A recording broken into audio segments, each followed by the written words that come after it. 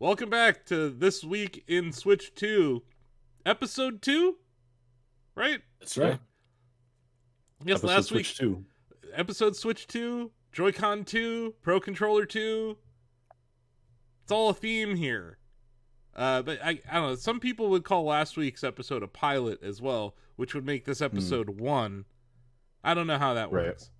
I don't know. You guys That's are the series order. You guys are the Pop Goes the Culture hosts. I don't know. Yes. Yeah. Anyway, so yeah, we have David Craddock here back, our long reads editor, also the reviewer of the highly anticipated Switch 2 Welcome Tour. Your debates are gonna be fire. And then we have Donovan Erskine, our news editor, who probably has the most handheld hours in the Switch 2 on staff, in my opinion. That would be my guess. I realized that during the Switch 1 generation, that I use the console and handheld way more than the average person does. Though I have done a good amount of docked with Switch 2. I love using that thing like a handheld. The reason I said that, though, Donovan, is that you got your Switch 2 and proceeded to get on a plane. That's true. To Los Angeles from Maryland. So it's like, that's a long-ass flight. And you did it both ways, I'm guessing, right? I did. I've done the Baltimore to Los Angeles flight many times for work, and that was the fastest it's ever felt. Because I got on the plane and I just opened up Mario Kart as soon as, they give you the announcement, like, all right, you can start using your phones and tablets and laptops now. As soon as they said that, from like wheels up to wheels down, I was just playing Mario Kart and Zelda. Yeah, my Switch 2. We're going to want to get your handheld impressions here on this episode. And then, we also have Head of Video, who's like just peeking his head out of the video mines long enough to chat with us before we send him right back into the mines. Greg Burke is here. Before he throws me at like Mo thing, get out of here, go back into the interview mines. I think you showed up for the launch day Mario Kart stream though, so you were. He was there. You were there when we were playing Kart World. At like 2 a.m. your time. Yes, I was. Yeah, it was very late into the evening. I don't think Donovan even slept that night. I didn't know. He didn't know. He went on the plane. He was like, nope. He plowed through. That's something you can do in your 20s. But once you're in your 40s, like Greg is now, you need that sleep. I mean, we finished that stream close to 3:00, and my flight was at like 6. Yeah. I was like, there's no real reason. I'll be asleep for 30 minutes before I need to realistically leave to get to the airport in time. So I just did something I haven't done in many years, which is I just stayed up all night. Which only the excitement of a new console could motivate me to do such a thing. I'm pretty sure David's not up till 4 with me unless there's a new console. That day wrecked me. Like, it was so worth it. It was so much fun. But oh man, it took me like 2 or 3 days to get back to the schedule. Oh yeah. That's the 40s for you, though. That's the thing. It's like we can still stay up late. It's the next 3 days where you're like, I don't like that. No, I feel you, David. But it was worth it. It was fun. We're all still playing Mario Kart World, I would assume. It's really all I'm playing on the thing. So I want to bring up some things I've noticed about the Switch 2. Last week it was all, here's all the fluffy, lovely things we have to say about it. This is why we're taking our time reviewing the game, Mario Kart World, as well as the device, the Nintendo Switch 2. Because you start to learn things about your device over time, right? And here's something I've learned. Storage is going to be a problem. Like, storage is going to be a problem on the Nintendo Switch 2, especially for third-party games. But not just storage. It took me 15 hours to download Cyberpunk. Jeez.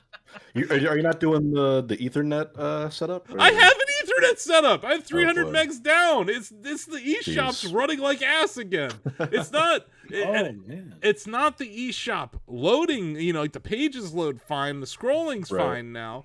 But whatever server Cyberpunk is located on, it must be over there in fucking Europe. And like carrier pigeons are dropping bits in my Switch or something. Because 15 hours to download Cyberpunk. Over LAN. So no, it's not my internet. Like, yes, I know we like to blame my potato internet for a lot of things, but like our download speeds are not terrible. Like 300 megabits not good, but it's not like it's not terrible, right? So I see a twofold problem here. There's only 256 gigs of space on the native device, right? Like that comes with the hardware.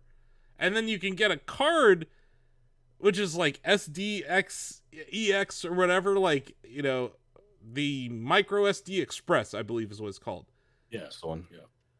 They only make up to 512 gigs on there. It's only one company that does, and I'm pretty sure it's sold out. So you have to get these 256 gig cards. I don't know, David, you might have had better luck with 512. So yeah, I've had better luck with 512, although it's half full already, and that includes like media, like pictures and video. But GameStop sells up to a 1 terabyte, and I don't know how they got access to that, but that's the only place I've seen it. GameStop, Okay. you can get up to 1 terabyte. I need it. I'm going to need that. Otherwise, Yeah. like, I see this world where I'm going to have multiple SD Express cards, and I'm going to have, like, this is the one that has Cyberpunk on it. And this is, like if they really do try to ship Call of Duty Modern, like, Warzone, or what, you know, like, Warzone's always attached to some game, that's, like, 250 gigs, right? Like, that game is, like, 250 gigs. They should just make their own SD Express card. That should be the cartridge for COD. Yeah. It should just be an SD expansion. We didn't report it because it's just a rumor, but I did read a couple outlets running with the that right now Activision and Nintendo are like behind the scenes, like trying to figure out COD on Switch. Like, I don't know if anybody can compress that thing onto a reasonable file size. You'd think it'd be Nintendo being in the room, but yeah, that's going to be a hurdle. But man, 'cause Nintendo Jesus is not Christ. like, hey guys, hey Microsoft, let's give you all of our secrets. No, that's not what's going to happen here. They're going to make Microsoft look as bad as possible because they got a 10-year agreement as part of this, as part of the deal being approved. The Activision Blizzard Microsoft deal being approved in Japan was a commitment of 10 years of software support for a Nintendo hardware device. And that was 2 years ago. So time is running out, Phil Spencer. Bring some kind of COD to this platform. Would this be possible? So, you know, we've got like the much discussed virtual key cards where it's like you put the key and you just got to download the game. Would it be possible to do like almost the opposite with COD where like you put as much as you can on a card, even if it's like 50 gigs, and then when you put it in, you've got to download the other like 80 or 90 from like the eShop, but then you need both in tandem to like launch the game. Would that be a thing? I don't know how to code or any software. That kind of happens now. There are certain games, even on PlayStation and Xbox, where you have to connect to the internet to download and install the rest of the game. Yeah. So it is possible to do that for sure. It's possible, but then you're talking about half the storage of the device just for one game. Can games even run off like a CD anymore? Like I think you needed that speed of the drive to run it. I don't think it can. I think the CD is just like a dongle at this point. Like just like, oh, you have the game, okay, check mark, and then you have to play it on the SSD or the internal whatever. I'm sure there's some things that they can still store, like cutscenes or whatever, that they can store on optical discs. But you're right. Cyberpunk runs on the cartridge. I bought that physically. I popped it in the square popped up, and I launched it immediately, and I was at the main menu. Oh wow! And that's just cool as hell. It's why I bought that cartridge, but I also left it in the plastic. Like it's just gonna be like a collectible for me. Like I'm like, here's the one third-party Switch cartridge that launched on the Switch 2. Like, it literally is. Everything else is a game key card. To your point, Greg, and like, like, is it gonna be a key card with some stuff on it? Maybe, but like, I think you're pointing it out, Donovan. Tears of the Kingdom with the Switch 2 edition. Is what, still like 20 gigs? Like the 22 maybe, yeah. It's not much at all. And like Split Fiction was what, 70? Yeah, which was a big enough deal that Ozzy mentioned it in his preview of it on that console. It's gonna be a problem because there are not cartridges that can fit these games. 70 is over the 64 gig limit. At least that's the limit that we know of right now. That the cartridges go up to 64 gigs, and they cost a lot to do that, right? Like they're not cheap. Game key cards are way cheaper. So you're going to see like more game key cards than you do actual. But when your game's over 64 gigs, you can't even entertain a cartridge. So then it's like, I don't know. I think Nintendo has a problem here. I think storage is going to be a problem. And I was talking to Bill about this just offline, and like, it's not unlike the problem that you have on a PlayStation or an Xbox if you don't buy the expansion, right? Like, I didn't buy the M2 expansion for my PS5, so every year I just juggle whatever I have installed. So like last year, I think I deleted like I'm trying to think what I deleted. I might have like had to delete like Ghost of Tsushima or something so that I could install Astrobot. You know, like you do that And you're going to have to do that on your Switch too as well. And it does seem like Nintendo, they're still better at optimizing for their systems than anyone else, because Kart World isn't that big compared to some of these third-party titles. But it's just something I noticed, like, this weekend. I'm like, I'm going to run out of space. Like, I'm going to run out of space. So to that end, though, I here's the thing I learned. Did you know? You guys remember Switch 1? If you wanted to send yourself an image, you would have to scan 2 QR codes, log into an ad hoc network. Dude. Right? You remember that? I think I know where you're going with this, so I'm with you. Yeah. So there's what I learned. And I was like, wow, Nintendo might actually be onto something here. Like learning how to use hardware better. You can plug your Switch directly into a computer and just drag files off of it. You can send all your video files, which I have 1,007 video files on my Switch too. Jeez. Look, did you transfer them from the first one?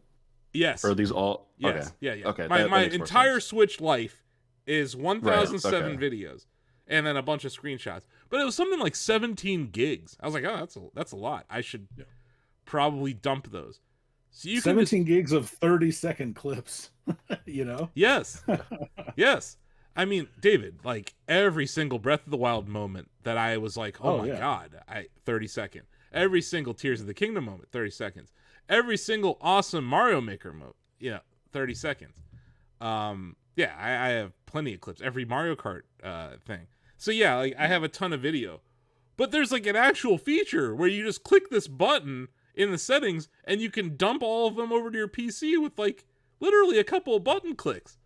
So it's like they are learning. They might have learned how to use the computer a little bit. And that thing is definitely more of a computer than any Nintendo Switch or any Nintendo device before it. Like it has computer-like things about it that really I am starting to appreciate. The optionality that they're giving us, at least. But yeah, I was just blown away. I'm like, this is gonna make our lives a lot easier as reviewers, because like, how many times have you had to like send one video at a time for like, I don't know, a review, or how many 10? I think you could do batches of 10 images. But if you're 10 was the max, yeah. Like, how many times for like guide purposes have we had to send like 100 images? It was a dance of 1,000 QR codes every time. That wasn't even the original way to do it when the Switch came out. You're right. It was even worse. You could only like share them on social media. So I had a time where I like uploaded them to like Facebook and then I had to delete them really fast so nobody saw them, because there was no. It was once all like the APIs for like Twitter and Facebook started going to shit that they like introduced that years into the Switch lifespan. But it used to be even worse. We had a dummy. We like created a fake Twitter account that was private, had no followers. It was private, that we would upload images to. That's how bad it was when Switch 1 launched. That was your best bet. But even the app now is so good. Have you used it where like you can set it to, it automatically will upload photos and videos. You can toggle it off to save storage, but it'll automatically transfer those to your phone. I mean, what a breath of fresh air when it's like the PS and Xbox app where you just open your phone, it's all there, easy. Mm-hmm. No, I will say like, something else they've learned, Austin, to your point. I found the transfer process from the Switch to the Switch OLED kind of painful. Yeah. Like not all of my images and videos transferred, so I lost everything from my original Switch. You also had to use the Animal Crossing Island transfer tool to get your island over.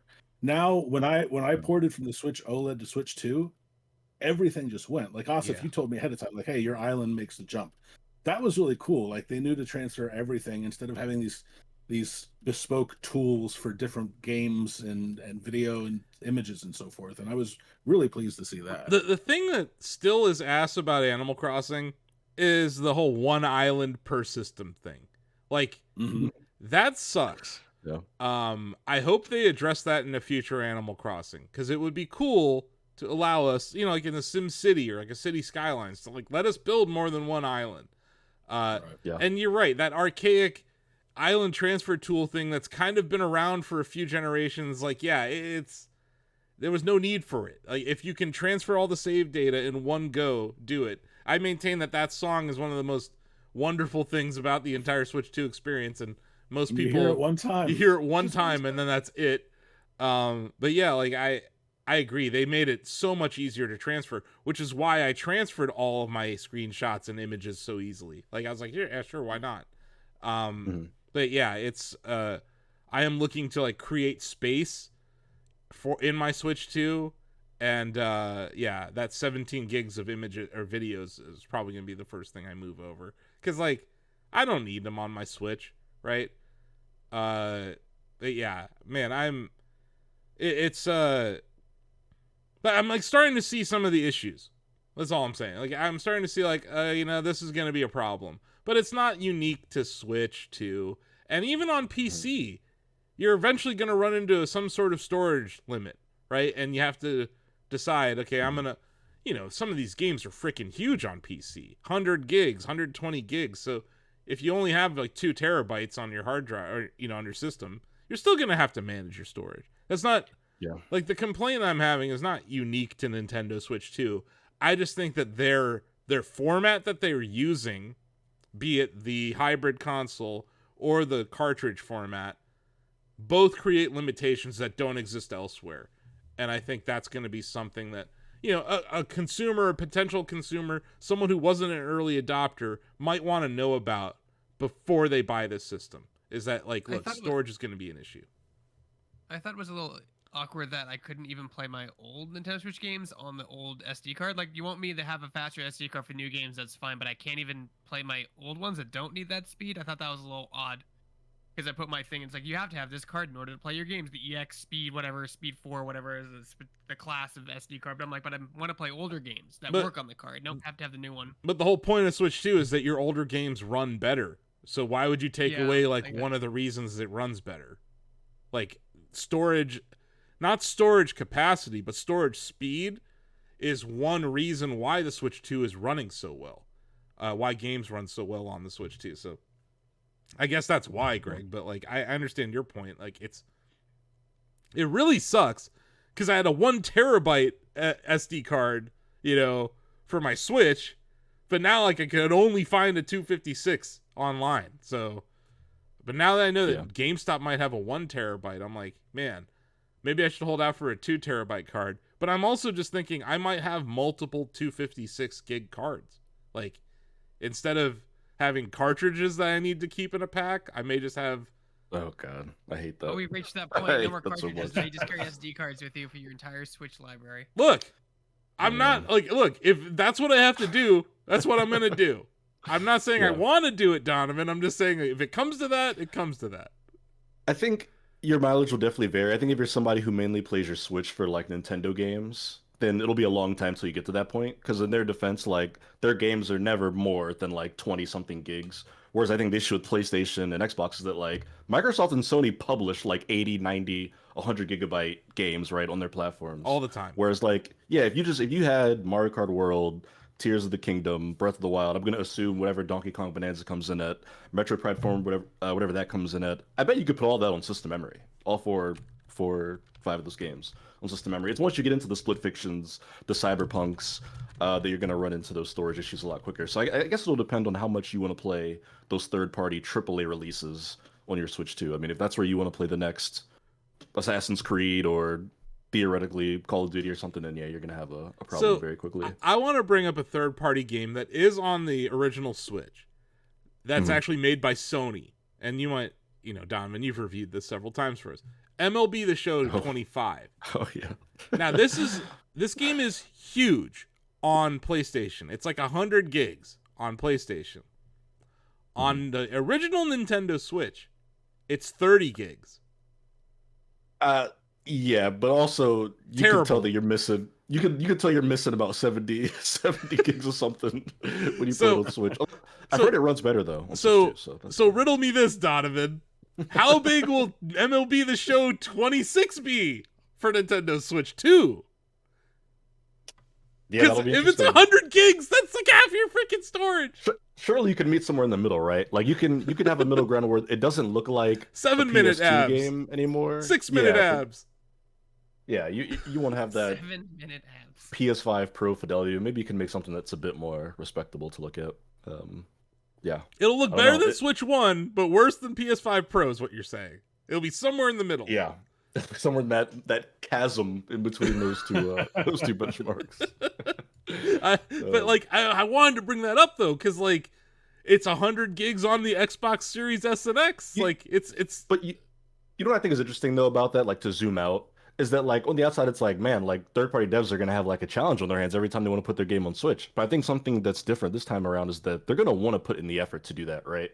Like Nintendo just announced that console sold 3.5 million units in its first few days. Like everyone was thinking about publishing a game on Switch 2, like now you're going to jump through those hoops, right, to figure it out. Like right now we're like, we don't know how you do it. But I'm glad you brought that up. Because last episode, Donovan, I said, like, what the hell's going on, Nintendo? Why haven't you announced your X amount of days? This is how many Switches we've sold. I think it was like literally the next day after the podcast went live that news came out. So, of course, thanks, Nintendo. Thanks, Doug Bowser. You're obviously wiretapping me still. But, like, look, it's selling well.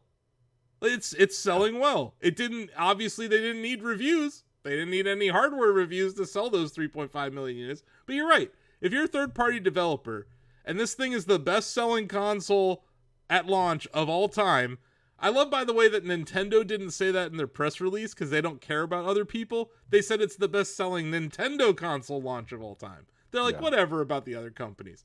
This thing outsold the DS. This thing outsold the Wii. You know, it's like they're pounding their chest. Other data point that's come out, I think it was Matt DiPascala and like Daniel Ahmed, a couple other analysts have pointed this out.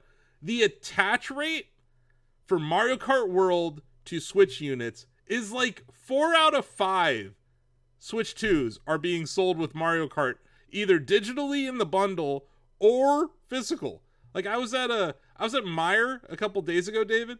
Mario Kart World sold out in physical. Like you can't get a cartridge there. Do you remember after the Switch came out? I think there were more people who owned Breath of the Wild and Switch than owned a Switch. That's right. Because it was hard to get that system. Yeah, people were pre-ordering the physical Breath of the Wild. Yeah, you're right. The attach rate was higher than 1 for like a month. But that was like, you know, they struggled to sell 3 million in a month. Yeah. Right? Whereas now they sold 3.5 million in 4 days. Against the backdrop of the lower the price movement and also the tariff issues that they've had to deal with. Like, that's a hell of a number. And I saw a few analysts say this, and I agree with what they had to say. We still don't know what the upper limit of a console launch unit sales record is, because so far, it's how many can you make? Right? Like, they made 3.5 million. They got 3.5 million out there. They had demand for 3 million Switch 2s just in Japan at launch. So it's like, you could argue that if they had 10 million available at launch, they could have sold 10 million. You know what I mean? Like, that's crazy to think about. Like, what is the true early adopter addressable market in gaming? Right? And like, obviously for Nintendo, it might be different than Sony, or for Microsoft, is definitely different than Sony. But like, I think that's a really interesting point, is they sold as many as they could make. And that's usually a good sign. The other thing is, like, good luck if you didn't buy a carrying case. Like, it's gone. Accessories are very hard to find right now. I see the camera available in places. I've seen Pro controllers, kind of.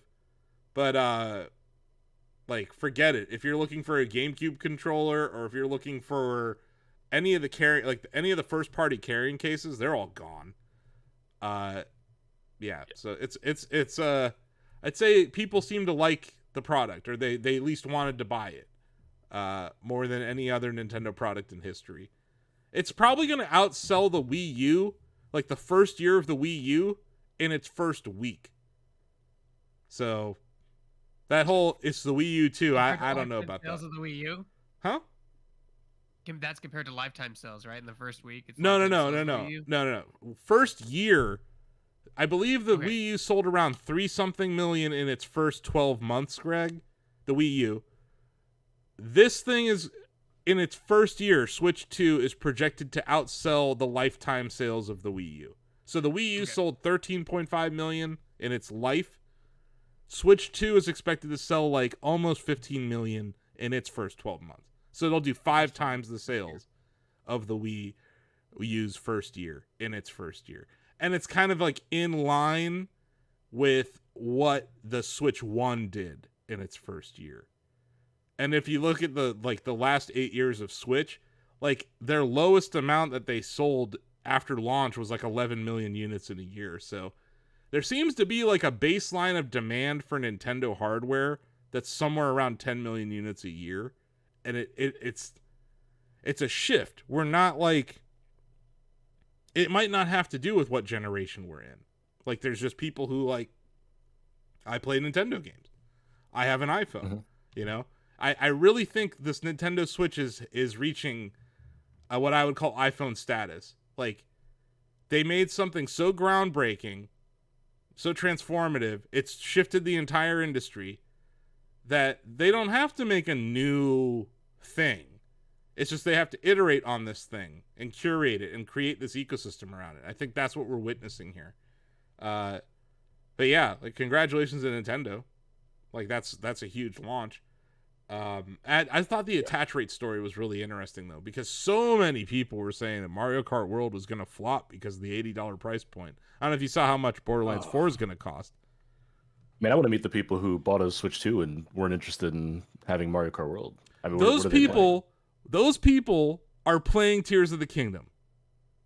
That's true. That's who I told the story. That's who they are. When I went to Proto My Console, the guy in front of me was pre-ordering a Switch 2, and he said he had never played Breath of the Wild or Tears, and he was pre-ordering both of their Switch 2 editions. So yeah, that group does exist. I really think there's. Go ahead, Dave. Well, I wanted to ask Donovan. I have some issues. Well, just one issue with the Switch 2 as a handheld. This thing is heavy, and I found that it kind of hurt my hands after using it for like 10-15 minutes. Did you have any issues with that? I do feel that like cramping sensations too, sometimes. Right? Yeah, it is large. I did buy a Steam Deck, so the size didn't put me off too much because it's actually still sleeker than that. But yeah, I did have the first like night playing in hand, or maybe the second day when I was on the plane.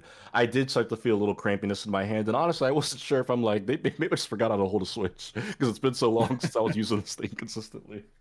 But yeah, I have felt that, and I'll like just readjust my hands and whatnot. But yeah, that's gonna be a thing, and I think the fact that the Joy-Cons, the whole thing is larger. It takes some getting used to. You know, David, I'll speak to that. Like I don't know if I'll use it in handheld very much as a result. It's too big. I said it last week. Like I wish Nintendo made a smaller device. Just in general. Switch to Lite. Yeah. Like smaller than the Lite, because the Lite was not small enough. Like I don't know. Like Game Boy Advance, SP, DS. Yeah. DS Lite. I am thinking like a DS Lite, or like even like a 2DS, or like just something. What's missing right now in the Nintendo ecosystem is a very low price point entry level device that can fit in your pocket. And I think the Switch 2 is like, it shows you that their market research says make a bigger screen, and make it similar in size to the Steam Deck or whatever. Like, I get why they did what they did. The screen itself is impressive, David, but yeah, like I tried playing in handheld last night in cart, and I maybe played 15 minutes before I decided to dock it. And no, I don't think I foresee myself playing it in handheld very much. I will say this, in those travel scenarios that you find yourself in, Donovan, like I'm probably going to use the kickstand and play with the Pro Controller, because the screen. I really like the kickstand. Because the screen is now big enough to be like iPad mini like, right? Like it's perfect thing. You pull down your tray table, you plop it down, and you can play games on it. It's like a portable television, right? So I find myself probably more likely to play it in tabletop mode than I was with the original Switch. I will say when the OLED came out, I started playing in tabletop mode a lot more because that screen was gorgeous. Yes. And I had F-Zero X and my N64 controller, so I was doing that. But I foresee myself using it for that purpose more, David, as a result. But I do agree with you. It's heavy. It's definitely heavy. I think they displaced the weight well. I do like how it feels in the hand. Like the grip is fine, but over time, I think depending on what angle you're holding it at, you're going to get wrist tiredness, and this part of your hand is going to get tired. But I'm like, I have issues with my hands and my joints, so I don't want to like use my opinion of this. I will say the other thing I noticed in handheld, the thing gets really hot. It does. Especially as you get lower in the battery. Oh, just a poll here. Who here has a Pro Controller 2? Like Love the it. new one or the two? No, I only have the first one. Okay. Donovan and David, have you had to charge your Pro Controller 2 yet? Nope. Me neither. Does that thing ever discharge? It just today it showed that the battery power had gone down a little. Like 1 block in Just 2 today, weeks. after like a week and a half. Yeah. Like, Yeah. what the hell's going on here? Is this the Pretty best sweet. battery life in the history of controllers? Is it? You know what? It might be, because this is something I said, I think, during our Mario Kart stream on Friday. Nintendo has always had the best battery life when it comes to wireless controllers, like dating all the way back to the Wavebird. Yes. Just phenomenal battery life. The Switch Pro controller had a great battery life. This one, I think, might be even better. But then again, it's brand new. It's going to lose some charge over time. Sure. The Wii You know, U, but, the like- Wii U Pro Controller had great battery life too. Like It did. It it's did. no, Nintendo's been really good about this for a while. You know, the Wiimote, not the best battery life. Those run on, yeah. Those are double A's too, so it was a different era. Yeah. But like post Wii remote, I think they've had the best battery in their controllers. Yeah. And you compare it to the DualSense, you have to. Like the PS5 controller's battery life is god awful compared to the Pro Controller too. Terrible. But like, out of all the accessories, that Pro Controller, I'm like, that's worth $85 just for the battery life. Like, I'm like, and it feels great in the hand. I like every single improvement they made to it. I still have not, this is going to sound crazy, I haven't played F-Zero 99, guys, in like 3 weeks. That's insane. Ooh. Because like, In Mario Kart World, I've been immersed Kart. in Mario Kart World, and it's like, they're different games, and like, I don't want to like screw up one of my abilities by, you know what I mean? Like, I'm gonna just, once I finish my Mario Kart World review, don't worry, I'm going back to F-Zero 99, because I like racing.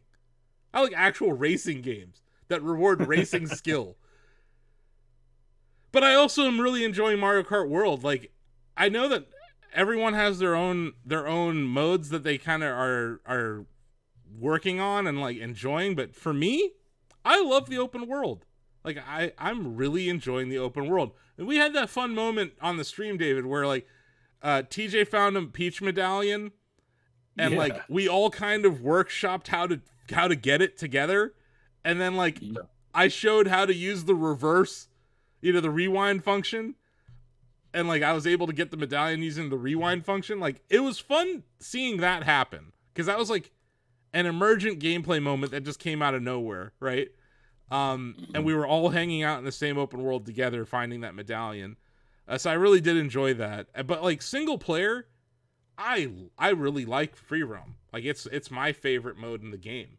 And as an F-Zero fan, I just want to say, make F-Zero World. Holy crap. I would this engine with F-Zero, and give me an open world. Do the same thing with the P switches. Like, give us some sort of challenges. Please, Nintendo. Doug Bowser, I know you're listening. Do something. It's just, don't just leave this as the one game you make with this engine.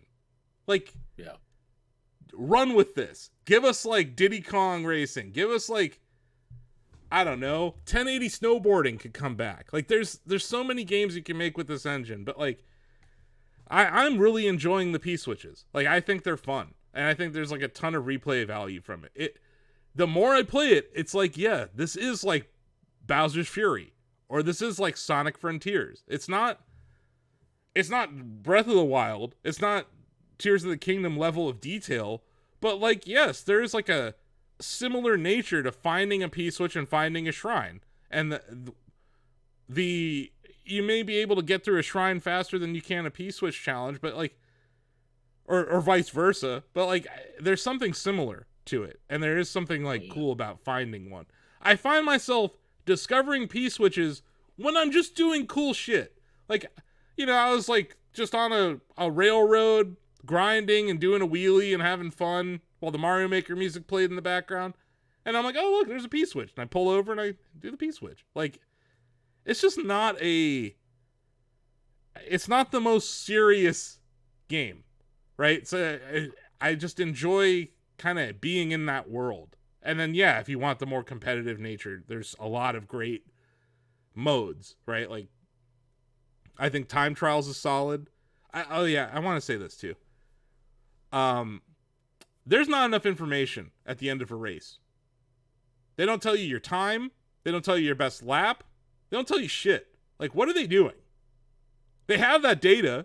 They tell you it in Time Trials. But, like, at the end of a Grand Prix, it doesn't even break down where you placed in each race. That's kind of whack. Yeah. Like, that's whack. I gotta be honest with you. I'm like, I wonder if that's a design decision. Like, they want this game to be less focused on being the best. You know, like... It seems like a concerted effort to remove some of the competitive aspects. Because even in MK8, you could look at like your lifetime stats and stuff. You could see how many times you threw a green shell at people and stuff like that. You can't see any of that in this game. The closest approximation to it is the stickers, which will tell you, hey, you've driven 400 kilometers and so on, which those are cool. But those are all cumulative. Like they're almost all cumulative. You did this many tricks. You've done this many P-switches. You did this many races. It's never you did this under this time. And I'm obviously coming at this from the F-Zero 99 perspective, where that game has excellent statistics, like all over the place. Tells you per vehicle, per track, per mirror mode. Like, so they have it. Like you said it, Don, and they had it in Mario Kart 8 Deluxe. They have it in F-Zero 99. And it's not like they're not tracking that data, but it seems like an actual design decision to provide less information to the player. It does. And that seems weird to me. I don't like it. Yeah. And I think it hurts. I think it hurts replayability. From a racing game perspective, like, I want to be better. You know? Give me that bar to clear. So I find it odd, especially in something like Grand Prix. Like, you have that information. It's just one more screen at the end. Like, I don't know. That's it's like it's not that I'm like trying to find things wrong with the game, but I am looking at it critically. And I'm like, what would make this game better? Because like I am reviewing this game, and right now I'm like, I think I'm sitting at like a 9 out of 10 on the game because of some of these things that it's lacking. And but then like I run in, like, you know, last episode, David, you're like, you're gonna feel differently after you play Rainbow Road. You're right. Holy crap, is Rainbow Road great. Yeah, it's a great Rainbow Road. One of the highest highs of the whole game for me. Like, is that not like, you know, we just ranked all of the Mario Kart 8 Deluxe Rainbow Roads. You throw that Rainbow Road among all of those other ones, it's number one, right? It might be. It's among the best Mario Kart courses I think ever. Honestly, like ever. So it's like, yeah, if like, let's say I didn't like, maybe I came up with more negatives about Mario Kart 8 or Mario Kart World, and it would have knocked it down to an 8 somehow. Rainbow Road knocks that back up to a 9. And then the other thing that I cannot give this game less than a 9 for, this soundtrack is so fucking good. Like, it just keeps getting better, man. Like, I keep hearing, like, there was a Mario Maker song remade in this. Like, the bag that they're in, like, giving us Mario 64 remixes and so many great like visiting of the Mario 3 music or Mario 2 even. Wild. I became a UFO over the weekend. Have you guys become a UFO yet? What the fuck is going on? Like, what is the point of that? It's just weird and fun. Yeah. Is that it? That's it. Yeah. It's just weird. Just it's like the world interesting. It's like the semi truck. Yes. Yeah, there's similar. There's also the helicopter. I believe you can get on. Yeah. That thing handles like ass. None of this has happened to me. I have not become a UFO. You haven't? No. It's really weird, dude. How does it happen? Like, is it when you eat food or? No, there's like a freaking UFO in the sky and it sucks you up into it. Oh, and then you start flying around, and I'm like, what the fuck? How did this happen? Yeah. Wow, that's cool. That's weird, but that's cool. It's weird and it's cool. The other thing, like, I'm starting to understand like how blessed Steve and I were when it started raining item blocks on us at the preview event. Like, that doesn't happen to many people. I've seen like maybe 2 videos of it. Have you guys had it rain item blocks on you yet? I don't think so, no. I had to shoot item blocks, but not rain. Yeah, I've seen the parachute. But yeah, David, I encountered the UFO in the Chaco Mountain region at night. So I don't know if that's when you will, but you could see it there. Also, it does seem like the day and night cycle does affect some things, like, which I think is kind of interesting. I was also thinking about like how this game launched and like what game was supposed to launch this year, guys? GTA 6. Exactly. Oh yeah. Is this not the perfect foil to GTA 6? I mean, it's the one thing that could have come out within a vicinity of GTA 6 and still done well. Right? I think that's it. I think the list begins and ends with Switch 2. I think that's it, right? Like, they were like, look, GTA 6 was supposed to launch this year. What should we put up against it? I'm not saying they're always looking at their competitors, but I think with something as big as GTA 6, you have to plan for it. This reminds me of Animal Crossing the day that Doom Eternal released. This reminds me of, I'm not saying that this was a hit, but this is how Nintendo thinks. Labo came out the day that God of War came out. Like, they are weird like that, right? So this is like the family-friendly GTA, basically. Like, it is. And I think that's just it was kind of an interesting thought I had. Like, that's probably why they released it. Otherwise, like, other than it was ready. Like, they had been working on this for a while. But yeah, I'm really enjoying it. Sorry, go ahead, Greg. This is the first Nintendo console that hasn't launched in the US in November. All the other ones were November. Bullshit. The Switch Horseshit. Wrong. Did I check something wrong? I went Switch. The last generation came out in March. Oh, the one I didn't check. Yeah. Okay. I don't even have my gavel, but I would be slamming it right now. It was March 2nd, 2017. I looked at all the things. I was like, okay, November, Super Nintendo, November, GameCube, November, Wii U, November. I was like, I went down and I March 2017, baby. March 2nd was the same day as Horizon Zero Dawn. Didn't 3DS come out in like May or April? I didn't do handhelds. I just did consoles. Okay, but yeah, like Switch was the one that came out in March.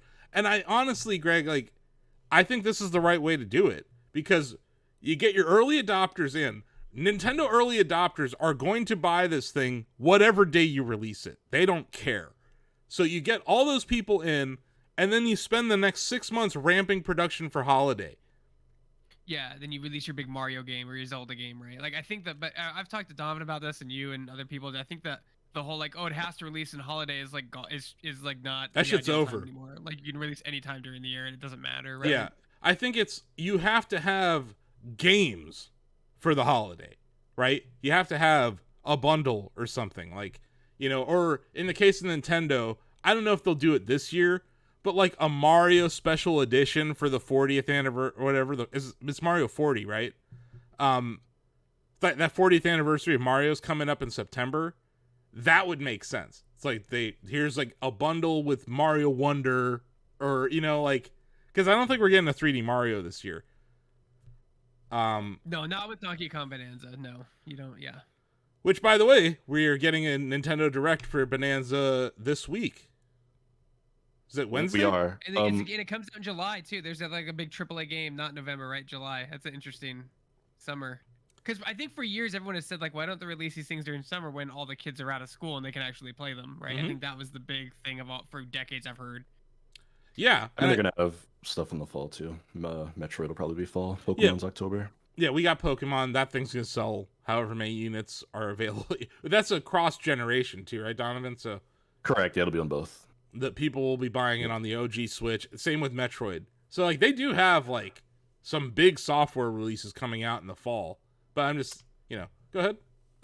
Sorry, before we are fully done with the Mario Kart World conversation, I did want to bring up one thing about the game that is a bit of a gripe for me. It's something that I don't really like about it, and it's the roster. I don't think I love the roster in Mario Kart World. I think I like Cow and some of the gimmicky characters, but the more I look at it and think of who we were playing as in MK8, where I get it's Mario Kart, it's not Zelda Kart, but like we had Link, we had Squid Kid. I don't want to race as Coin Coffer personally, or the side crab from whatever Mario Who game. asked for this? I was like, who asked for Coin I feel like they just went a little bit too ham on like the NPC characters that you just like stomped on in other games. I could have done without maybe a dozen of them in favor. I mean, you could have thrown like I don't know, like Professor Egad or like other NPCs from like Mario and Mario spin-off games.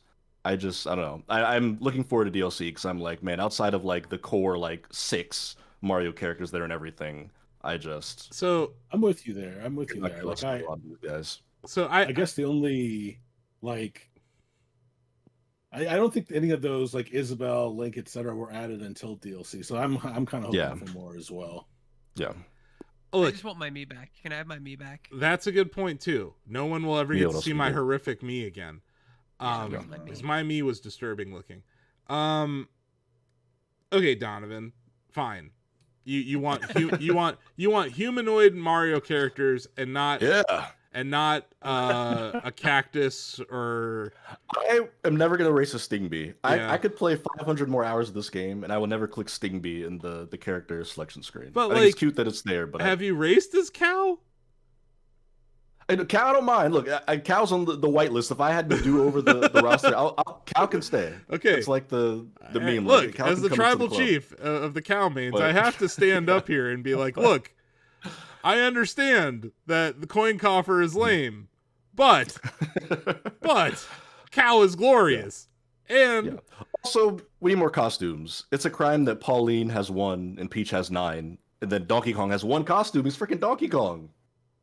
It's one alternate costume I think is pretty crazy. And like those incidental characters, Cow don't have costumes is kind of disappointing. I was like, they don't have costumes? Nope. The instantaneous just have one. The incidental. Yeah, you could give him like a backwards hat or a pirate hat or something. So, Diamond, I'm going to pitch you on some characters that should have been in Kart instead of these. Okay. What about Mario's dad from the Mario movie? That would have been funny. That would have actually been fun if they put like a Mario movie character in there. I would have been on board with that. What about Giuseppe from the pizza place?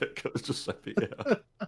What about that one dude who kind of looks like E Honda, but they never actually say who he is? Oh man, that guy. So the dog. You just want a Mario movie DLC pack. I think that's yes, I do. Yes, I do. And you know what? Doug Bowser has my wiretap, so you know that's coming now. Like next year. Mark it down.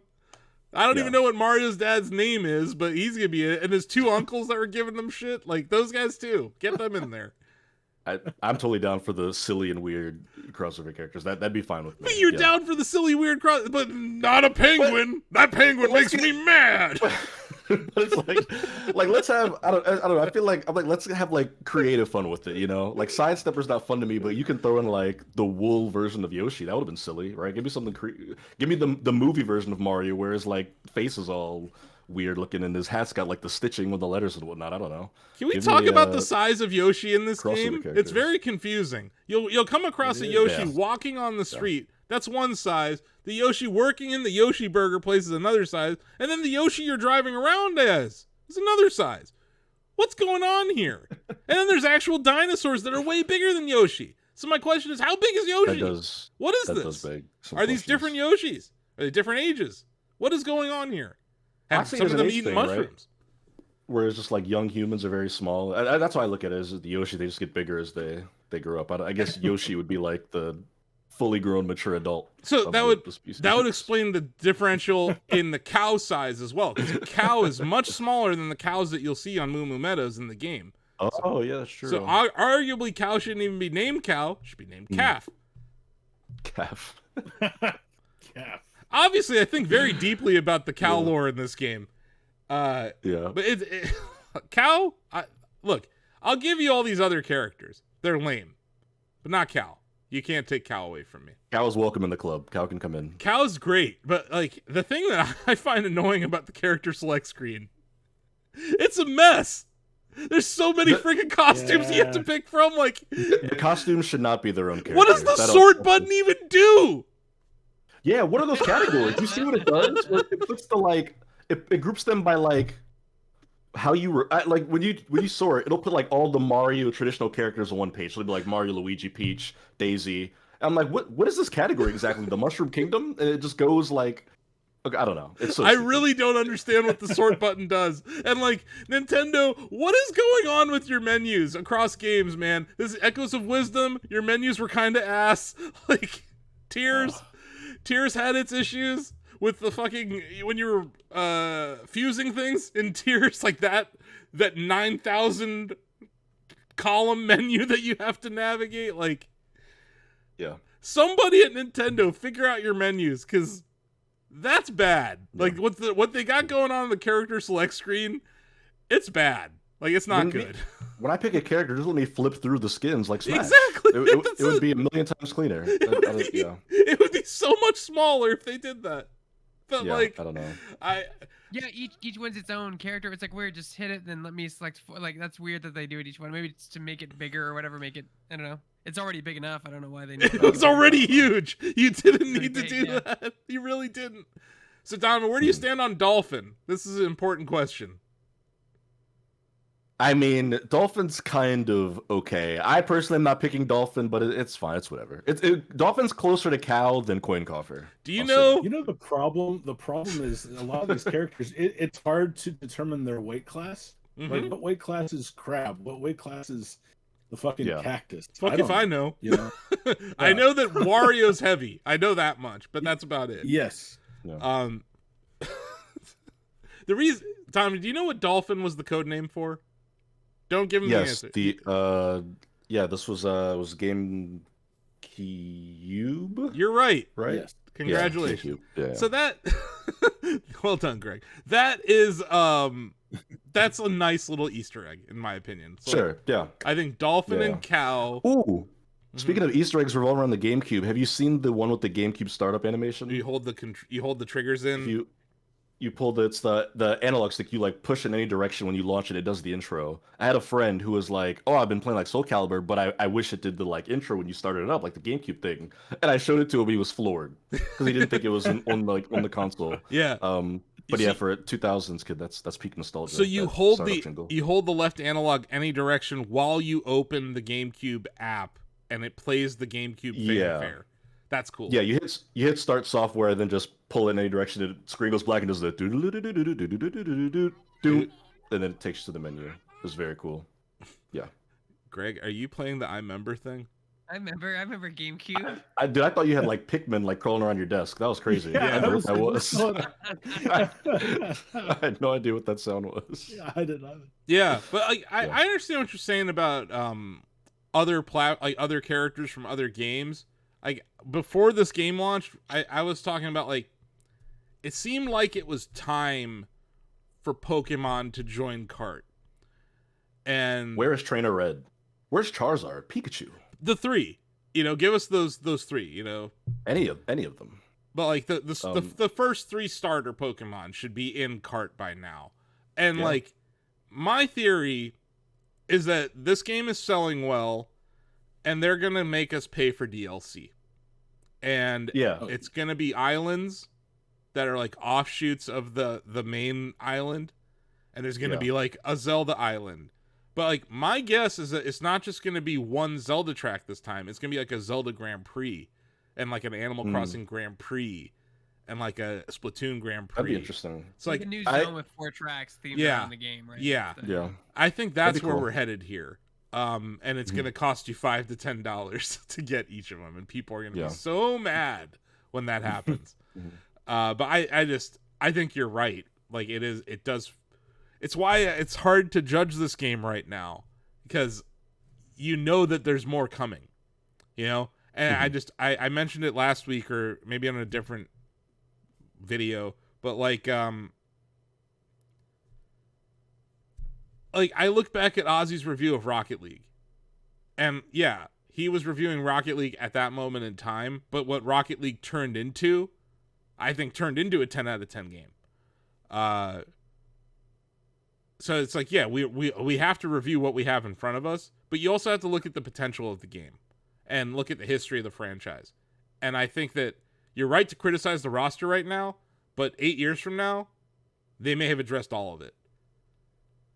Yeah, I believe that'll be the case. I do hope it's sooner than later for DLC. Like, I hope in 2026 we're hearing about DLC. I hope it's not like 3 years down the line. I get MK was a special circumstance because that game had already gotten the deluxe treatment, but I do hope it's sooner rather than later that we hear about new content for that game. Mm-hmm. But yeah, I don't know. Anything else you guys want to say about Cart World?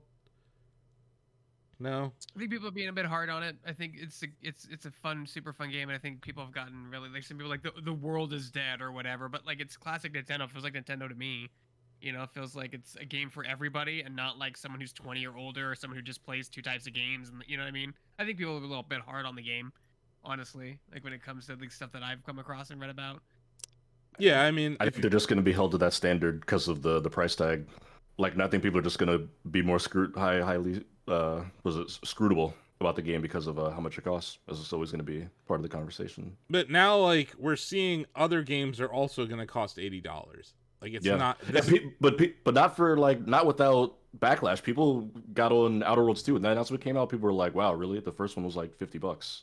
So I mean, they're just it's going to be a higher standard for those games. I mean, especially when you think that Tears of the Kingdom was 70 at launch. Yes. Which I mean, that's it's like a top 10 worth every penny. Game ever made. Yeah. I don't think anyone was complaining about the cost of Tears when that happened. Yeah. But now the base Tears of the Kingdom is cheaper than Mario Kart World. I mean, obviously, if you get the Switch to upgrade it, that bumps Tears of the Kingdom to 80. Yeah. Yeah. But it's kind of crazy to think about that. You could buy that game for $10 cheaper, and there's just some of the best game design ever put on a cartridge. You buy the bundle and you pay $50 for Cart World, and it's not. What I've been telling people, I'm like, I paid $50 for that game. Yeah, it's not the end of the world if you buy the bundle. It's actually Nintendo giving you $30 of value for free. Like it's. People have to not buy the game in order to send the message that the price is too high. Like that's just the. That's not happening. It's not happening. So obviously, why would you lower the price if you're selling? Yeah, that's like the case, yeah. Honestly, props to Nintendo, man. Like they had to shoot from the hip on April 2nd when they came up with 450, right? Like wasn't even included in the direct. Did not have any price mentioned in the direct. That was determined that morning, before Liberation Day, right? Before Trump announced all the tariffs, Nintendo's like, I don't know, 450. Like, and they kept it at 450. Like, props to them for getting it right. Like, they didn't. If they raised the price to 550 or 500, the backlash would have been incredible. But they held firm, and I give them props for that. And also, they did the cost benefit analysis of an $80 cart. They did that. They're like, how many people will we lose? How many people will we gain? But I saw, I love Maximilian. Nothing bad to say about Maximilian, dude. He's clearly not a big Nintendo fan, and watching him play through his early impressions of the Switch was really funny because he had never used the eShop before. And he's like, this is awful. But he was also like, why would you launch Cart? Why is Cart the launch game? This makes no sense. And I'm like, it sold 65 million units on the last system. It's the best-selling Switch game. It makes sense. I will say the one thing I felt like I've been missing, and the fact that I never wrote credits on Tears of the Kingdom has helped with this because I've been getting lost in that game again. I do miss, and maybe it's just nostalgia because nothing will replicate the feeling of Breath of the Wild in 2017, but I do wish that there was a game that I could open up and just get lost in and sit there for 7 hours and look up and the sun's going down, Kart's not that kind of game for me, but I do wish that there was that. That game is Donkey Kong. Yeah, but it's not here yet. It'll be here in a month. I'm looking forward to it, but it is, it's not out. I can't play it right now. Look, but I'm looking forward to it. That's it's somebody to grow up with multiple console launches. I can appreciate having one first party launch. I hated going to the store and having to pick one of the 3 launch titles, Rogue Squadron, Luigi's Mansion, or Wave Race. I wanted all 3, but I can only afford bangers. Those are great games, but all at once, and this is SNES on one before the next. SNES, man, Mario World, Pilot Wings, and F-Zero. No, that was a tough. Yeah, that was a tough launch. Yeah, tough. You're I can afford one. And David, you remember the scarcity of Super Mario World cartridges back then? I couldn't get one. So we got F-Zero. That was my first game. And then I think I got Pilot Wings after that. And then I got Super Mario World. But like, yeah, Greg, you're right. Normally there aren't a whole lot of normally you do have choice. And in this case you had the highly anticipated Nintendo Switch 2 Welcome Tour for only $10. Or Thank you. Or Mario Kart World. Or you could just play the greatest game of all time in 4K. 60 FPS with Tears of the Kingdom. Because I know how few people on our staff have actually beaten that game.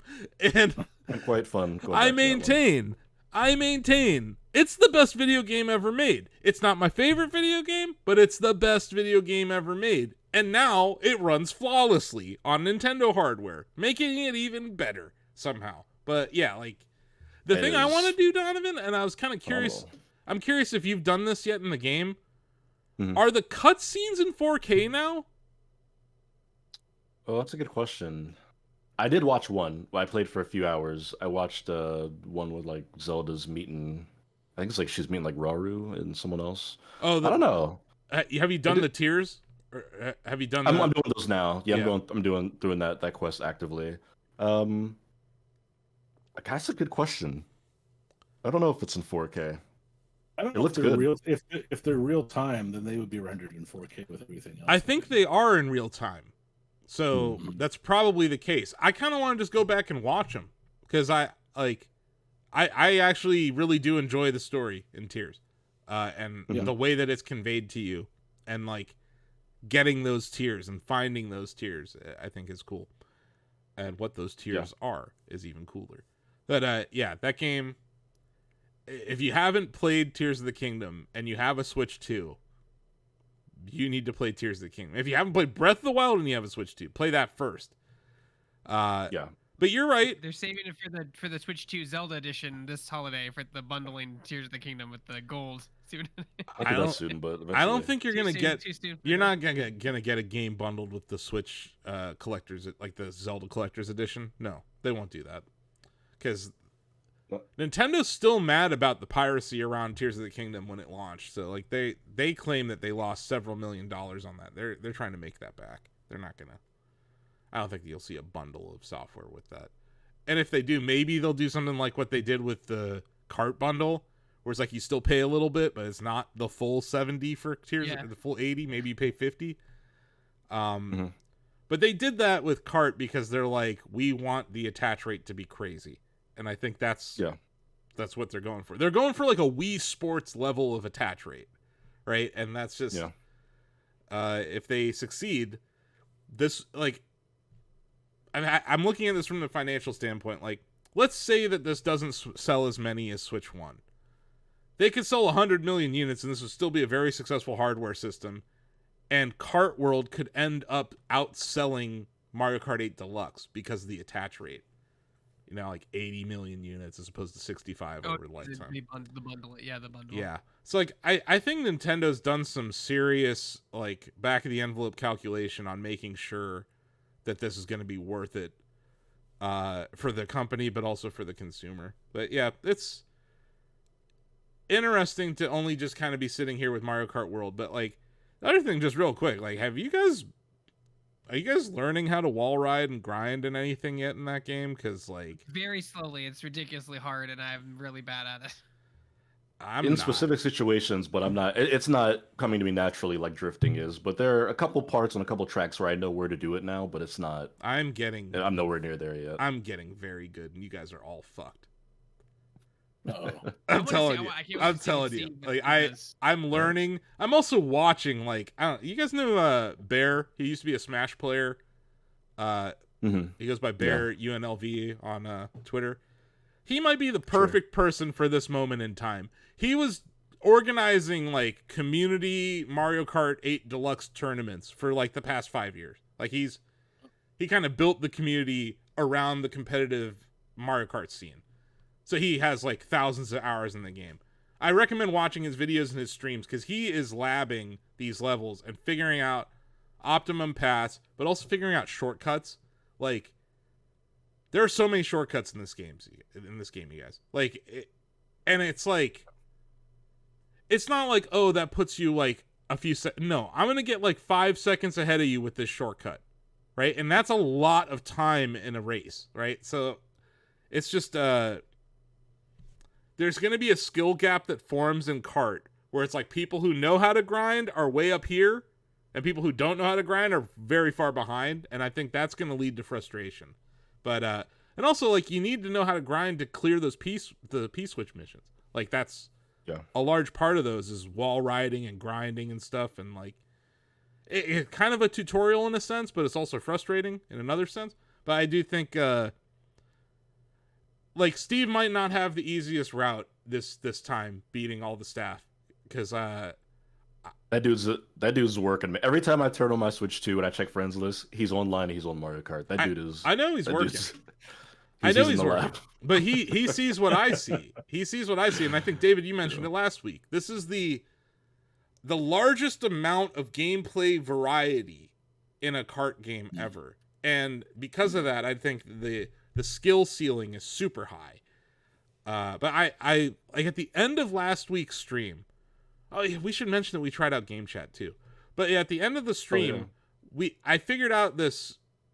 I was able to wall ride on a light pole, Greg, like just for a split second, but it gave me this ability to jump like super high. That being able to grind, jump off of the level, hit a light pole, wall ride it for a split second, jump off of it, like barrel roll, that unlocks so much. And I'm like I said, I'm still at the very infancy of my skills in this game, but like I had a breakthrough on Friday's stream. I do want to talk about Game Chat. Yeah, the feather's great. The feather I think is so clutch. I don't know how to use it yet, but someone's gonna figure out how to use that optimally, and it's gonna open up like a whole thing. It feels real good to just jump over a red shell when it's coming. And you just hit it the last second. You can jump over a blue shell too. I've done it. You can, yeah. It's a really cool item. And the timing it's also like hard. a training wheels because it's like a free rail grind or wall ride. I saw someone tweet, we all owe Feather an apology because we're always talking shit about Feather. Now Feather's back, and it's like, you know what, Feather's pretty good. I love Feather, but you know it is kind of you can do everything you need in a Mario Kart race without the Feather. But yeah, before we go, let's talk about Game Chat real quick, because we did play Kart World with Game Chat enabled.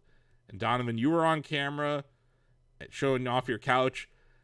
David, you were on camera, and I was on camera.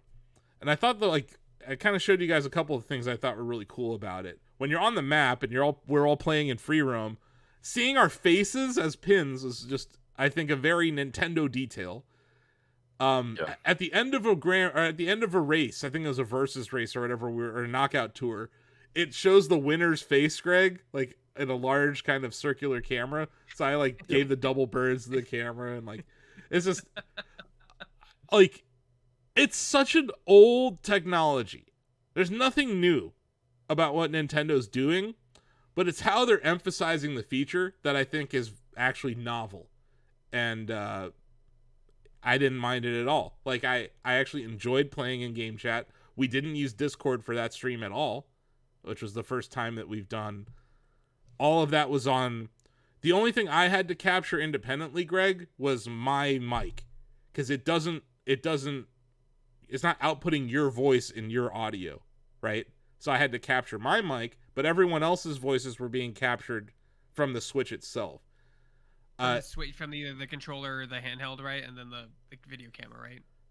Yeah, the video camera operates as a microphone. The Switch itself has a microphone in it, but everyone else's voices were coming through my system audio into OBS. So it's actually, I found it less, I thought it was actually easier to use from a streaming perspective than trying to use Discord and game audio and having to manage it, because Switch 2 manages the audio so that your game audio is lower so when people are talking. The other thing, I said it last week, but I still feel this way. I don't care about your frame rate on your little video underneath my screen, because we're only really looking at each other's screens in between races anyway. So it didn't really matter to me. And then I go back to TJ and us finding that medallion and us using each other's screens to kind of help each other out there. That's the cool part, is like, you can genuinely help your friend. Like, Donovan, if you're stuck in Tears of the Kingdom at a shrine, you can hit me up on game chat and be like, dude, have you beat the shrine? I can be like, yes. And I'll teleport to it and I can show you on my gameplay how I did it. You know what I mean? Like, I think that's pretty cool. I actually think there's value in game chat. Like, it's not the best, but it's actually not worthless. And I feel like so many times in the Nintendo device, we get these like things thrown in there that you're like, okay, the HD rumble or the infrared scanner on the last Joy-Con, or I don't know, what's another stupid thing they've done? They learn though, like they do the weird stuff, but like this, I think this time it's the mouse, right? That's their new. But that's not dumb. I think it's great. Like that's not actually useless. Like the things that they've done, I guess that's my point. Like the gimmicks that they're using this time are not useless, I guess is kind of my point. Now you could argue about the amount of RAM being used and how they had to put game chat as part of the operating system and how that affects the performance of the system overall. Like all those things are valid points, but game chat itself, I think is actually kind of cute. Like I was like, this is nice. It's fun. It worked better than I thought it would, and I like that I could just plug my my Logitech webcam. Worked, so yeah, you didn't have to pay extra for a camera. It just worked, which I thought was nice. We didn't drop at all during it. Like just the things that I looked to on a video call, it didn't drop. I don't think the audio had any issues. And yeah, like I think they're gonna use this in other multiplayer games. I think being able to see your friend's face while they get hit by a shell or after they beat you, like I think there's something really funny about that and like charming. But yeah, it's a very, very Nintendo-ass feature. And like I said, it's old. Nothing about that is new. But Sony never did that. Microsoft never did that. You know what I mean? Like this idea of creating the little bubble that could be used in all sorts of places. Like, I think that's interesting. That's that Nintendo difference at work. It is, because I think PlayStation and Microsoft have always been fixated on new. They're in the arms race, as Iwata called it. Yeah. Whereas Nintendo, from day one, when they entered video games, they were about how can we repurpose old technology in new ways. And that's also how they kept their hardware cheap, too, for a long time. So. Yeah. And you could argue this hardware is not cheap, but it's still I don't know, it's $50 cheaper than PlayStation 5 and an Xbox. Well, it says $150 cheaper than Xbox Series X now. And portable, yeah. And portable. Yeah. And it's the thing about PlayStation 5 prices in America right now, David, is they have not increased them due to tariffs yet, and that's largely due to what I understand is inventory already being in America. Like they had a quarter or two's worth of demand already here, already landed in America before the tariffs hit. So they haven't had to increase the price yet. But like, that's the fear, is that there's going to be other than Donovan getting booted from Discord. See? Game chat. He's like, PS5, no, I want my tariff prices to go up. But yeah, like I do worry that we're going to hear a PlayStation price increase announcement in like the next few months. Unless things improve on the tariff front, because most of the shit that is inside of that is made in China. So yeah, I think Donovan might have had to go. He had to go. Yeah, that's okay. He said his piece about all the Switch stuff that he could think of this week. Sorry, where am I? Here we go. Sorry, I lost you guys. I was reading Slack for a second. Yeah.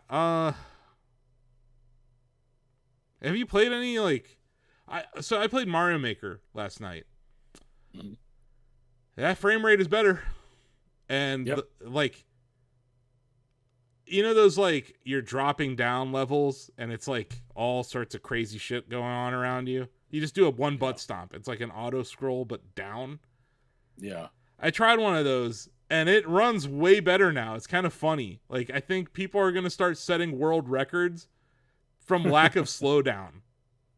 Yeah. And that's just... it makes a big difference. That's why, like in a lot of retro collections, people insist on slowdown being included because it became part of the meta of the game. Yeah, I've been experimenting with a lot of Switch One games just because I'm curious about how they run. Because I think I said, and you said it earlier, but even last week I was saying like I feel like the Switch 2 is a computer upgrade in the best way. You want to go back and play your old games to see them perform better. Yes. Like Animal Crossing runs better, Hyrule Warriors runs better, Resident Evil 4 and 5 run better, Mario Maker 2.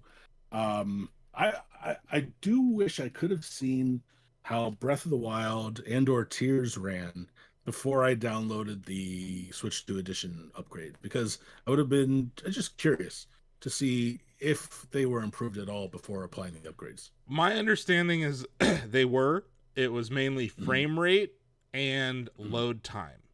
That's what I'm seeing kind of across the board, is load times are better from the sheer fact that the storage on the device and the memory on the device is faster.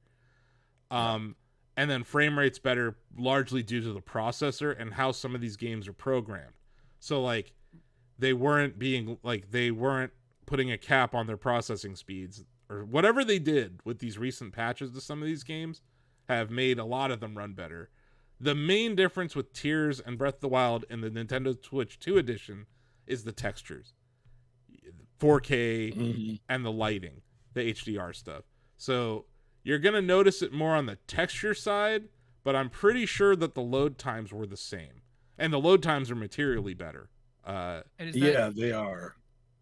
Is that just like, and like without not including the updated ones that you download, is that just natively, like you can play an old game, it natively runs better? Most having games. Having a mindset to do that is insane. Like usually you need some type of patch, right? Some type of like. Most games, and I think it boils down to NVIDIA magic, man. Like NVIDIA has done a lot of work behind the scenes on the system on a chip to optimize it for older engines or whatever. Like there's a lot of work that's been done on the back end to make this work that way, Greg. But yeah, like there's some really god-awful Switch ports from the first generation. David, I heard Kit and Krista talking about this. Arkham Knight. Do you remember there was a Batman Arkham Knight port to Switch? I did not remember that. It was panned. It's like one of the worst. Like people hated it. It was terrible. Right. Okay. It apparently runs great now. Yeah, a lot of that.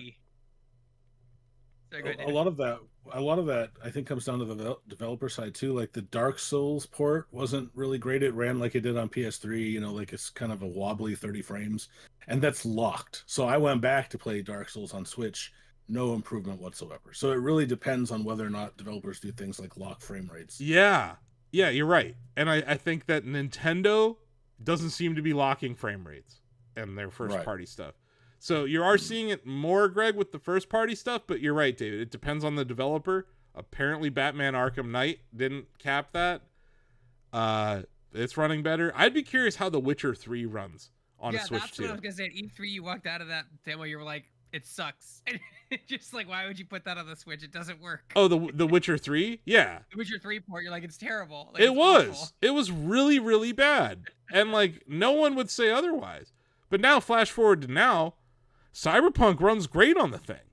So it's like, I'd be curious, like, are they going to patch it? Like, is this a Switch 2 edition kind of thing? It does seem like the kind of game that would warrant a Switch 2 edition. It's sold so well, right? People love buying The Witcher 3. Give them another opportunity to give you $20, right? Or $80. But yeah, like I am curious to go back to some of those titles that were panned, right? Because of performance, and see how they run now. We were talking about writing a feature about games that you should check out that you already own, probably. I wonder how Doom 2016 and Eternal run. Like, obviously, they're not gonna. They should release Switch 2 editions of those. Yeah, improve the textures. But I bet the frame rate is much better. I'd be curious to see that. Also, like, Doom is out. Yes. Why isn't it on Switch 2? I wonder if it's a dev kit situation, because I do think Doom the Dark Ages will come to Switch 2. I really believe has to. So what the other two did, so why not this? Why not now? Because I think Microsoft is trying to frame themselves as a competitor to Nintendo Switch 2 with this ROG Ally bullshit. I think Microsoft internally thinks they have an opportunity to take share from Nintendo. I'm not saying it's gonna happen. I'm saying that they've been awfully quiet about their third-party software support on Switch 2. It's just Tony Hawk. Right. That's really fucking weird. Because you go back to 2 years ago when Phil had his hat in his hand and in front of the FTC. He's like, we're just a third-party developer trying to make money in a tough industry. We're just a small guy. And it's like, no, you're a fucking evil $1 trillion corporation. Like, you are deflationary. I think it's obvious now. Microsoft has been deflationary for the video game market. Anyone who says otherwise doesn't understand how business works. But like I think I just find it weird that we haven't heard about Doom the Dark Ages being ported, that we haven't heard about the Outer Worlds 2 coming to Switch 2, or Grounded 2, or like all of these games that they claimed were coming. Yeah. David, to your point about like the conversation on SGF, when I would ask people if it's coming to Nintendo Switch 2, they would either say we'd love to or there's no comment. I think dev kits went out really late due to like leaks. They didn't want leaks, so I think dev kits went to a few selected devs, and as people are still like a lot of the people at SGF are still releasing their game on Switch 1. Yeah. So like, you know what I mean? Now maybe they didn't get it, and I think it's a dev kit issue. They only gave a certain hand-picked select few dev kits to get that stuff out quicker, and like a lot of them are still working with the dev kits now to get the game that comes out over the summer out or next month out quickly. But yeah, and I think it's a dev kit situation. They just hand selected a few handfuls or whatever. You got pulled to the hat, you had the tier list, whatever, and you didn't get a dev kit if you were still low or didn't know the right people, maybe. Or if you're owned by Microsoft. Yeah. Maybe they just didn't want them to have it. Like, I don't know. Something's changed between this Nintendo and Microsoft relationship, is all I'm saying. Like, something is different. And I would find it hilarious if they have to divest Activision Blizzard because they can't get COD running on a Switch 2. That would just be the best outcome ever. Because I think this Activision Blizzard deal has been a disaster. I don't think it's been good for gamers. I don't think it's been good for the developers. And I don't think Microsoft can even say it's been good for them, other than the revenue bounce that they got, the one-time revenue bounce that they got. Because that's not going to be there next year, because you already got the one-time benefit. Now you're going to be comparing yourself against the last COD. And then also the impact that it's had on Game Pass. That COD being part of Game Pass has basically decreased everyone's share of Game Pass revenue, if you're part of it. Like, I'm not surprised that, at Summer Game Fest, Microsoft dragged out the ROG Xbox Ally to like be like, look, we're making a handheld too. It's like, no, you're not. You know what gives me zero confidence in hardware? When the company branding the hardware won't even make the hardware. Like, yeah, that's not a great sign. It's like well, the remember when Gabe trotted out all those Steam machines at CES, Greg? Or the monitors, yeah, they always give it to another person to do the rest. They just license it. Yeah, we'll just license you to do it. Yeah, it's easier, cheaper. They're like, safer. Gabe took zero risk with Steam machines. Acer lost money. Alienware lost money. Like all of these companies took a shot at Steam machines, which weren't a terrible idea. And honestly, you could argue like birthed Steam Deck, which is a good idea. But yeah, like but once Valve saw something that they were like, hey, that's a good idea, they made it, right? They didn't say, hey, Asus, or hey, Acer, can you make this for us? No. And Microsoft acting like they need to license their shit from anyone. They're this third largest tech company on earth in history of the world. And they're like, we're going to outsource this handheld, and it's the Switch 2 killer. I have a ROG Ally. David, I handed you the ROG Ally. You held it for a second, and you're like, this is shit. It is. Yeah, I was not impressed. It's horrible. The ergonomics on the thing are terrible. The D-pad is god-awful. Like, so you're repackaging it as an Xbox. Okay. I tweeted out this week. If everything is an Xbox, nothing is an Xbox. Yeah. Well, this goes back to the column I wrote almost 10 years ago now. Where I said, like, E3 2016, I think, is when you said it. Yeah, like they just don't care about a platform anymore. They just want a brand, and they want it everywhere. Yeah, Nintendo, at least, like I'm loving the Switch 2, and I have confidence in it. just based on one game. Like setting aside all the Switch 1 games I've tried, just based on Mario Kart World, I'm having a great time with this thing. Yeah, and like I cannot wait for Donkey Kong to come out. Cuz like I'm excited for it. Everyone's talking about like I want a deeper single player experience. Like that's the game. That's the game. When I played it for 25 minutes and I looked up and they're like, your demo's over, I'm like, it felt like 5 minutes. So that game that Donovan was talking about, where you get lost and you become obsessed with it and it becomes your daily routine. Well, that's Kart for me. Like I'm playing Kart exclusively. Forget Blueprints, forget Doom, any mobile games, anything else I was playing. F-Zero 99. I'm just playing Kart World.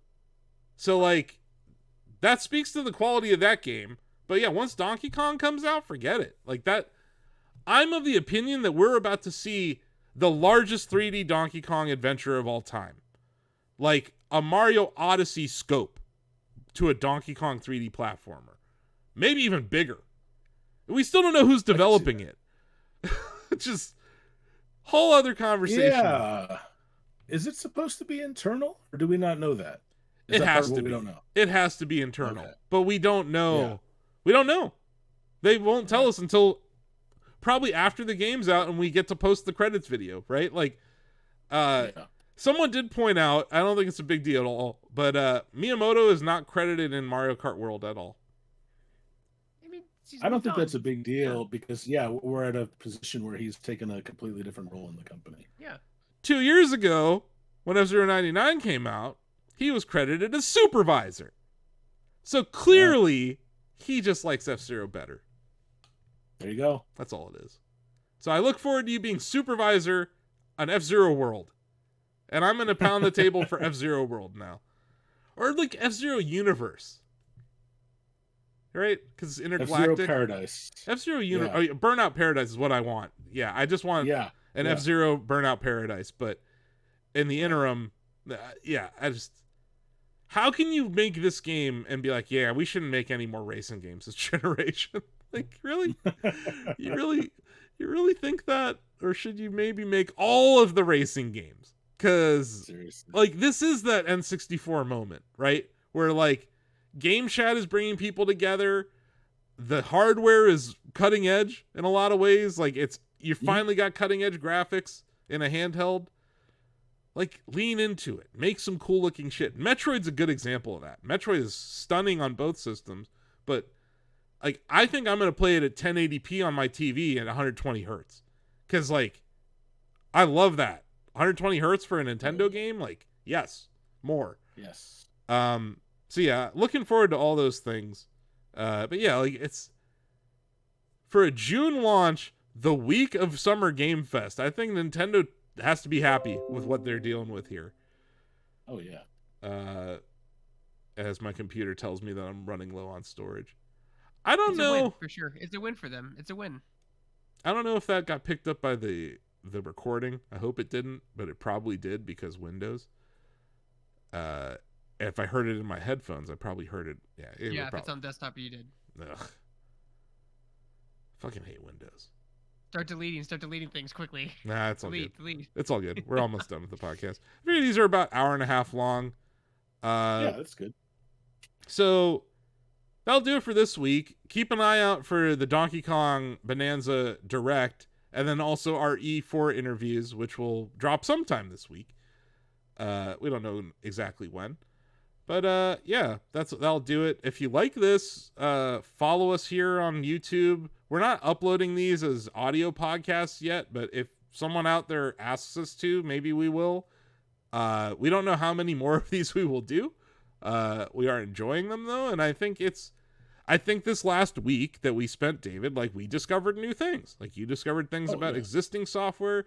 I kind of have been digging deeper into the system side, like what can this thing do? And I'm actually, the more I do that, the more impressed I am with it. Like, it's more computer-like than any Nintendo system ever before. And I think that's a good thing. Same.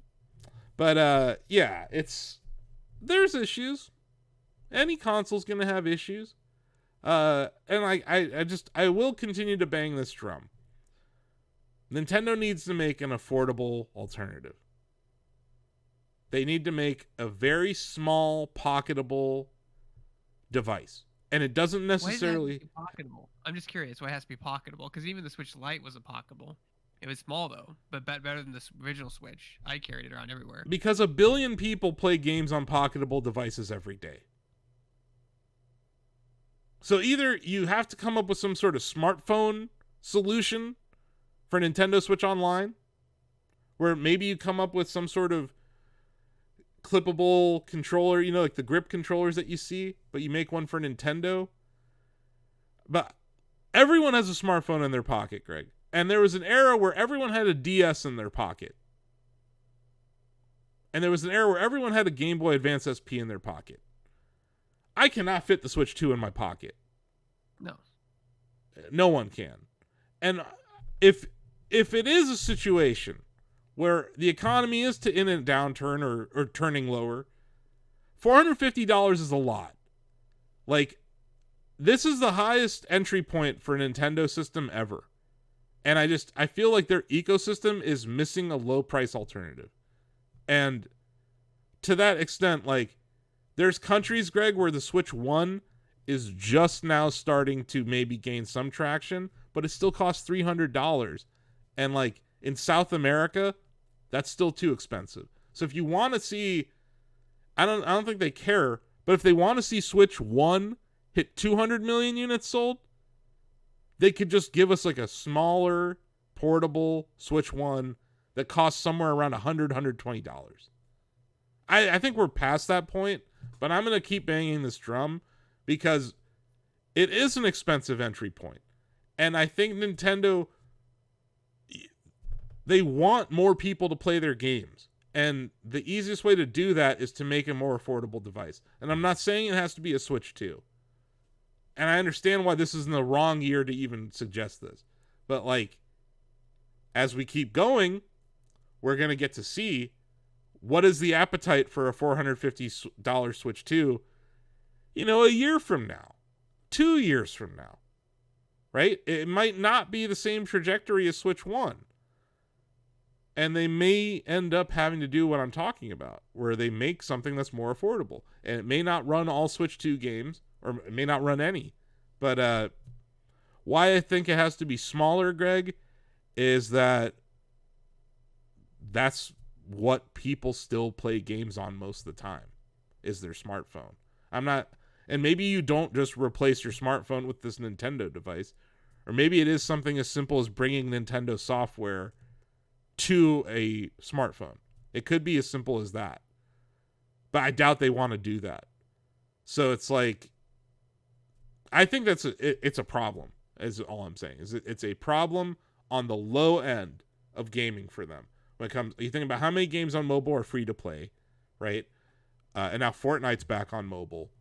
So like, this era of Nintendo really feels like a company that understands screen time is the real metric here, and they want you to engage with their platforms on any screen. So it's like television, movies, music, right? The Nintendo Music app, they want your screen time. So it's like, well, this device here has my screen time more than any other device. So like, maybe they should do something in that space is all I'm saying. And it's not like Mario Run. I mean, like, yeah, bringing a Nintendo experience to a mobile device, either this, partnering with a phone company, like there's all sorts of things they could do. But yeah, I will keep banging that drum because $450 is a lot of money, not necessarily when compared to other consumer electronics products, but it's just money. It's like, it's $150 more expensive than the previous Switch, which they never lowered the price of. That's insane. 8 years, not one price drop on the Switch. That's they crazy. Don't do that with their first party titles either. Usually, right? There's no. like a $10 off is I think is like most I've ever seen something discounted. Donkey Kong Tropical Freeze was like the joke for a long time. Like it went on sale. It was like 10% off one time, and yeah, they've been selling that since the Wii U era. Yeah, so you're right. They rarely put things on sale, and that's frustrating. But yeah, I will keep banging the drum for an affordable portable that doesn't think about, like, it's funny. I'm like, the performance is great, but portability, I think, it's lacking there. I'm not going to play that thing in handheld very much. And if it's a hybrid device, like, that's a problem that they're going to need to address, is all I'm saying. And like, it's almost like you had to make it a Switch, but like, I still think somewhere there's room for a Mega Nintendo Entertainment System that's just plugs into your TV. And it's just a console. Like, Super Nintendo Switch.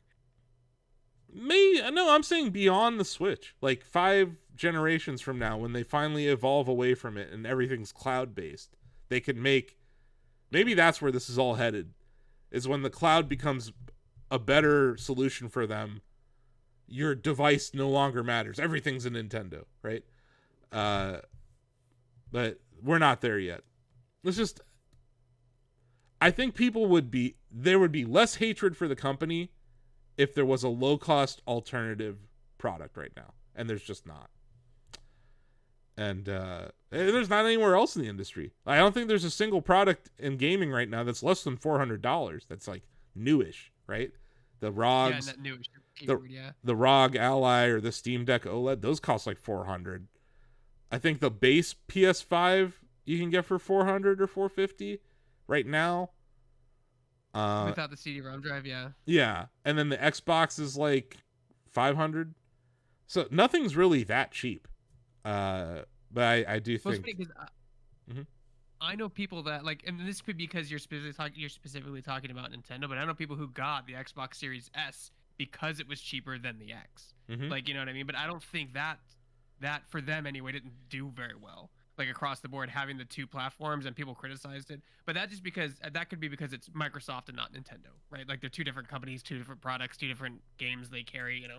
And Nintendo fragmented development for years between Wii U and 3DS, or Wii and DS, or 64 and Game Boy Advance, or whatever, or GameCube and Game Boy Advance, 64 and Game Boy. Like, they finally merged those teams. They're not going to split them up again. I get that. It's more about, you have all these old ass games, you have some chips lying around probably, you could get some really cheap LCDs, and you could make a device that costs $100 that plays Switch games. And I think people would buy it. Just from the collector standpoint, I would buy one. Yeah. But also, like, if it ran better than my current Switch and it cost $100, like, that'd be cool. Maybe they're worried about cannibalizing their own Switch sales, but like, at this point, you sold 150 million units. Who cares if you cannibalize your Switch sales? What do you like, have to lose at this point? Yeah, everyone who has a Switch has a Switch. But I feel like this is a solution that probably would have happened last year, not this year. And the tariff situation probably makes it less likely. It's just something I'm going to point out, that there'd be a lot less hatred if there was a low-cost alternative within the company's own line. And there hasn't been. And the Switch Lite was a categorical failure. So they're not going to do a Switch Lite 2. I don't know what the hell they're going to do. I think OLED is the next one that we'll see. Like the Switch 2 OLED edition. But, because people like that. But yeah, in the interim, just get some games out. Like, that's what we need now. We need games. Oh yeah, we got Splatoon Raiders got announced. That's like that's a big deal. That's huge. And like a huge Splatoon 3 update got announced. Like, a ton of stuff is coming to that. They're bringing back one of the original multiplayer maps. They're bringing back all sorts of performance updates. So like, you got 4K, 60 FPS in Splatoon now. So yeah, Splatoon 3, and we got Raiders coming. They didn't give us a release date, but that was like a 5-minute video that they just dropped out of nowhere that announced the game. So Mario 40 is coming up, right? Like, let's hope they did more for Mario than they do for Donkey Kong on his anniversary. I remember you were still like, "What? That's all Donkey Kong gets is a tweet? That's all you give him?" Well, then he got. Well, then a year. Your desk like a tweet. Look, a year later, he got his own 3D platformer. I'm not mad. He did. Yeah. So like, next year, if we get a new Mario game, I'm not gonna be mad. If it comes out the week that the Mario movie comes out, or like, like the precursor you have, big like, let's be honest. The next Mario movie is gonna be a commercial for the next Mario game. and a commercial for Mario Kart World, right? So let's see what they do. But yeah, we want more game announcements. We want to know what we're playing. I will say this every day until they give us one. Give us a Metroid Prime 4 release date. I want it. You're lucky you got gameplay, says Nintendo. I want it. I don't think they're going to do it until after they've covered Donkey Kong. I agree. They want to. I agree. They want you focused on that. I agree, because we're getting a Donkey Kong Direct this week. They're gonna the next month is just Donkey Kong. Nintendo Today, that app has really shifted its focus away from Switch 2 towards just Donkey Kong Bonanza. So and game updates. So yeah, you're right. They're full on Donkey Kong right now. But after Donkey Kong, I'd like a Metroid Prime 4 release date. For the love of God. It's been how long? Reggie was still at the company. Yeah, we saw it at E3. I remember the announcement. I saw it at E3. Reggie was there. It was Reggie who announced Metroid Prime 4. That's how long ago it was. Yeah. I know. Give the people what they want, Doug Bowser. Give the people what they want. Anyway. Well, thanks for joining, Greg. It was good to have your impressions here. Yeah, I love it. And then David, I'm always interested in hearing what you have to think about Switch 2. We'll do this again next week. We'll probably do this well throughout the Donkey Kong release. Oh, yeah. I think we're going to have a lot of stuff to talk about between the news around the company, games that are being released, impressions of old games. You know, there's just a lot of stuff going on. Maybe by next week, Street Fighter 6 will have downloaded, so I can weigh in on that. Seriously, I just downloaded 2 games last night. It was Cyberpunk and SF6. And it's like, Cyberpunk, estimated time, 17 hours. And I'm like, I'm not going to have any impressions for this week. But next week, if I don't play Mario Kart World every day and every ounce of time I have, I'll try to play some Cyberpunk and give my impressions of it. Because, I'm just impressed that they got the thing running on it, especially after how it launched, originally on consoles. For them to put, a polished version on this hardware, I think that's, a nice way to wrap up the saga of that game's development. Mm-hmm. Awesome. Well, if you like this, follow, subscribe, go to your local podcast facility and vote for This Week in Switch 2. But we'll see you next week with more Nintendo Switch stuff to talk about. Bye-bye.